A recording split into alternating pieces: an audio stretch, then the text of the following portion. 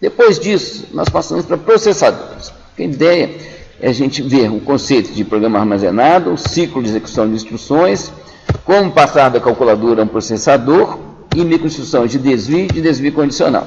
Então, nós tínhamos um problema de apertar botões na calculadora e a gente quer que esse apertar de botões seja automatizado. Então, a ideia é que o programa fique guardado aqui numa memória de programa e a gente tem um dispositivo aqui, o PC, como tem a memória de programa, você tem o PC.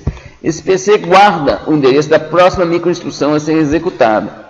E a cada subida do clock, o valor do PC é incrementado. De tal forma, exposto aqui na saída da memória de programa, fica primeiro o valor dessa palavra. Na próxima subida de clock, o valor dessa palavra. Depois dessa. Ou seja, com os zeros e uns que estão aqui nesse programa, armazenado aqui nessa memória, a gente liga e desliga, aperta ou desaperta os botões que a gente fazia com os cliques do mouse, tá bom? A gente faz isso agora de maneira automática, varrendo por esse processo de leitura, leitura consecutiva, de posições consecutivas da memória, onde se situa o nosso programa. Ou seja, o apertar de botões é decidido pelo programador ao escrever esse programa que é carregado aqui nessa memória. Tendo isso, nós, partindo aqui da calculadora, o que nós fazemos é trocar. Aqui está a calculadora, aqui está a unidade de controle. Então, todos aqueles botões que estavam aqui antes passam agora a ser conectados a uma saída aqui da unidade de controle. Tem cabos aqui que saem daqui da unidade de controle e vão para qualquer um daqueles pontos que a gente controlar, para pegar esse barramento, para mexer aqui nesse registrador, todos, enfim, todos os controles que a gente manipulava com o clock, agora eles saem aqui da unidade de controle, que fornece esses sinais aqui, seguindo um programa. O programa nós escrevemos e colocamos na memória do computador. Essa unidade de controle, ela tem uma saída de sinais, uma saída de literal. Tá bom? Tem aqui um monte de LEDzinho aqui que é só para acompanhamento visual. Aqui está a memória de programa, então aqui está a microinstrução corrente. Aqui está o nosso temporizador, que fica fornecendo esses sinais de tempos T0, T1, T0, T1, T0, T1. Quando o T0 atualiza o PC, tá bom? O Program Counter, que é o que fornece o endereço para a instrução corrente, e depois que esse endereço é atualizado, e esse conteúdo é encaminhado, seja para os sinais, seja para o literal, aqui, e isso dependendo desse bit 23, tá bom? Que ele tem um tratamento especial e que ele permite o registrador de sinais seja atualizado, se não o registrador do literal. Como é que a gente constrói esse programa? Usando uma planilha, tá bom? Usando uma tabela, onde você coloca cada ponto desse que será uma posição de memória, né? Cada linha aqui, você coloca se você quiser, no caso aqui, por exemplo, que esse pino aqui, ACC Clear, esteja ligado. O bit 23 indica se a palavra codifica um literal, e aqui, por exemplo, que ao invés de ele estar indicando que o ACC-CLK deve ser ligado, isso aqui quer dizer que o registrador literal deve receber o valor que está codificado aqui, no caso, 10, que é 2. E você tem também que poder colocar esse valor, que está no registrador literal, que faz parte da unidade de controle, para a gente colocar esse valor no barramento. É preciso tomar o barramento, tá bom? Então tem aqui também um controle para essa tomada. Aí nós vimos que se fazer um programa linear, você fica com dificuldade para fazer programas grandes, que fazem muitas coisas, porque o tamanho do programa linear, ele é proporcional ao número de coisas que o computador executa. Como somos nós que programamos, a ideia é que a gente trabalhe pouco, o computador trabalhe muito. Bom, então a gente precisa de loops. Então, para repetir instruções, tá bom? E a gente consegue repetir mudando o nosso modelo de execução das instruções. O principal continua sendo executar uma instrução após a outra, em posições consecutivas da memória. Mas algumas instruções especiais fazem desvios, alteram essa ordem de execução. Então, você força a execução de uma instrução, provavelmente fazendo voltar para um ponto que é o ponto que faz a execução repetitiva de um conjunto de instruções. Então, para a gente conseguir isso, nós usamos mais um bit, que é o bit 22, e complicamos um pouco o PC. O PC agora ao invés de ele ficar só fornecendo endereços consecutivos, de vez em quando ele aceita que um desvio, tá bom? Ele aceita que um novo valor para ele seja forçado. Então aqui você tem a decisão de desvio e esse novo valor está vindo aqui desse registrador de literal, que por sua vez, né, obtém esse valor que está aqui através de uma instrução que está aqui no programa. Então, quando você tem uma instrução de desvio, os bits que estão aqui vêm aqui para esse registrador de literal e daqui eles entram para o PC, que pode forçar que o novo endereço, ao invés de ser o consecutivo, seja um endereço arbitrário. E a gente codifica também desvios condicionais. Tá bom? No caso aqui, isso aqui quer dizer desviar para o endereço 10 se o barramento for maior que o acumulador. Ou seja, isso aqui é uma instrução de desvio, o que está dito aqui está especificado aqui pelo bit 22, e aqui são as 3 condições em que o desvio deve ocorrer. Bom, e desviar para onde? Para a posição 1010, que é 10. Para a gente conseguir isso, nós precisamos complicar um pouco a nossa CPU. A CPU, você tem a unidade de controle estando aqui, tá bom? Você tem um registrador de comparação. O resultado da comparação tem que ser uma entrada da unidade de controle, senão como é que ela vai decidir sobre o desvio? Você já tem que saber qual foi o resultado da comparação. Isso está aqui na unidade de controle. Ou seja, essa ligação que está aqui, essa entradinha aqui está a unidade de controle, tá bom? Ela está conectada aqui nesse lugar. A decisão de desvio sai dessa lógica que está aqui.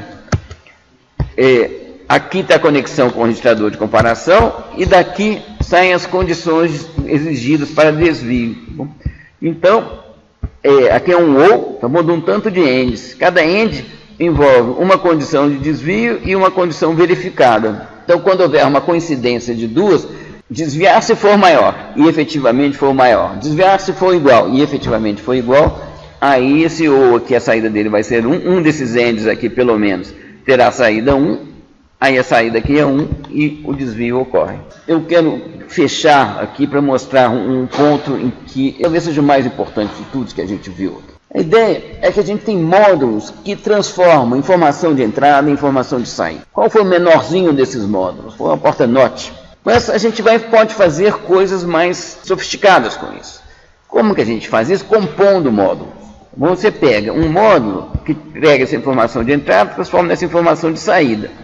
Essa saída eu vou colocar como entrada de outro módulo, que produz a sua saída, que eu coloco como entrada de outro módulo. Bom, então, dessa forma, a gente vai compondo coisas maiores através de peças menores. É esse que é o pensamento que a gente tem que ter o tempo todo. Como que a gente consegue construir uma coisa maior a partir dessas peças de que eu disponho aqui? E muitas vezes você faz isso desse jeito. Bom, então, o nosso somador era um tanto de porta end, or, não sei o que lá, tá bom? Que a gente colocou, end, or e not. Mas tem uma hora que eu quero esquecer disso, tá bom? Ou seja, eu quero considerar aquilo ali como um circuito de soma completa. Às vezes eu quero até olhar o que tem lá dentro, mas às vezes eu não quero nem saber do que tem lá dentro, certo? Aqui virou um novo módulo. Ele pega essa informação e transforma nessa daqui. Nós vamos ver como que esse conceito, tá bom, ficou muito facilitado agora, que a gente tem programas, que a gente tem o processador, que é um circuito flexível. A transformação que ele faz, nós é que mandamos através do programa que nós escrevemos. Bom, então, vamos pegar um programa aqui que tem 3 instruções. Essa primeira instrução, ela vai se basear, ela vai agir sobre uma possível entrada do circuito e sobre as memórias. Eu peguei memórias no plural aqui, porque memória de programa, memória de dados e todos os flip-flops e registradores que tem no seu sistema. Entendeu? Todas as memórias estão lá. Entendeu? Em função disso, isso daí, essa instrução, o que ela faz? Ela produz um novo estado dessas memórias e, às vezes, uma saída. É essa que é a conexão com a próxima instrução, gente. É a memória. São as memórias que estão aqui. A próxima instrução vai ter como entradas, certo? Ela vai se basear nas memórias e, possivelmente, em uma outra entrada. E o que ela vai produzir, gente? Um novo estado das memórias. Ela pode produzir uma saída também, tá bom? Mas vai produzir, essencialmente, um novo estado das memórias, tá bom? Que vai alimentar a próxima instrução. Então, essa execução em sequência de instruções é um modo de conexão extremamente flexível que os computadores utilizam. Bom, ou seja, um programa é uma coisa muito flexível por causa disso. Vamos ver aqui mais alguns exemplos aqui. Aqui está um programinha aqui com um monte de comandos que vocês já viram, vocês já até treinaram bastante essa semana aí. Bom, o que isso aqui faz? Isso aqui, na verdade, isso aqui coloca no acumulador o valor que estiver na posição 1 da memória. Isso daqui, o que ele faz? Ele multiplica o acumulador, o que já está no acumulador, pelo valor que está na segunda posição da memória e coloca no acumulador. E esse daqui pega o que está no acumulador e coloca na posição 3 de memória. O que isso tudo aqui faz? Então, isso aqui ele faz com que RAM 3 seja igual a RAM 1 vezes RAM 2. A gente pode querer fazer o seguinte: RAM 3 igual a RAM 1 vezes RAM 2. RAM 6 igual a RAM 4 vezes RAM 5. E RAM 7 vai fazer RAM 3 mais RAM 6, tá certo? Ou seja, eu estou pegando aqui o resultado da primeira ação aqui, o resultado da segunda, estou somando e colocando na RAM 7. Bom, ou seja, o que eu consegui com isso daqui? Fazer isso daqui, colocar em RAM 7, RAM 1 vezes RAM 2, mais RAM 4 vezes RAM 5. Então, vocês reparem na sequência de níveis de abstração que a gente vai conseguindo. A gente vai conseguindo fazer blocos maiores. Você pode perfeitamente pensar nesses termos aqui, ao invés de pensar nesses. Ou pode pensar nesses, ao invés de pensar nesses que estão aqui, ou pode pensar nesses, ao invés de pensar nesses que estão aqui. Entendeu? Depende da hora. Entendeu? Conforme a hora, você precisa disso daqui. Que foi o que eu tentei fazer com vocês. Isso aqui é igualzinho à prática dessa semana. A ideia é o seguinte, que você modularizar, gente, é muito importante, porque você consegue terceirizar, você consegue dividir trabalho. Ou seja, dos módulos que vocês compraram, vocês não querem nem saber como que funciona, eu quero que funcione. Tá bom? Quem que tem que saber como que funciona? Quem vendeu o módulo. Então, esse é um pensamento, gente, que vai estar presente em todas as coisas. Mesmo essa operação aqui, gente, ela é muito simples mesmo. Mas vocês viram que no detalhe, quem fez a prática inteira, sai um arquivinho grandinho e se a gente fosse acompanhar bit por bit ali, é muito complicado. É graças a essas partes de abstração que a gente vai fazendo que nós conseguimos construir coisas cada vez maiores. Tá bom? E tudo isso aqui é muito pouco diante do que nós vamos aprender nas próximas unidades.